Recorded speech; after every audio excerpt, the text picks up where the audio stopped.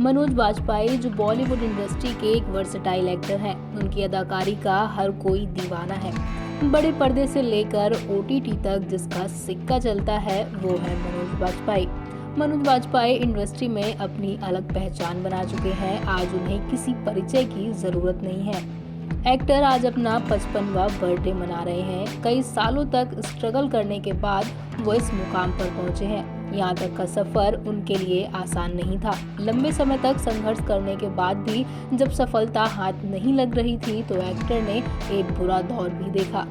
हमेशा खुश रहने वाले मनोज की जिंदगी में एक बार ऐसा समय भी आया था जब उनके मन में खुदकुशी करने के ख्याल आने लगे थे। आज मनोज बाजपेयी के जन्मदिन पर हम आपको उनसे जुड़ा एक अनसुना किस्सा बताते हैं। मनोज बाजपेयी का जन्म 23 अप्रैल 1969 को बेलवा, बिहार में हुआ था। 5 भाई बहन में वे दूसरे नंबर पर थे। मनोज के पिता किसान थे। परिवार की आर्थिक स्थिति भी कमजोर थी। एक छोटे से गांव से आए लड़के के लिए मुंबई में अपनी जगह बनाना बेहद मुश्किल था।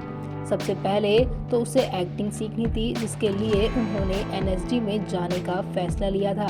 मनोज बाजपेयी ने 17 साल की उम्र में घर छोड़ दिया था और वो दिल्ली आकर रहने लगे थे।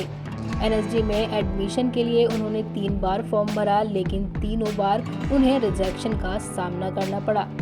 3 बार एनएसडी से रिजेक्ट होने के बाद मनोज बहुत परेशान हो गए थे और वे बुरी तरह टूट गए थे।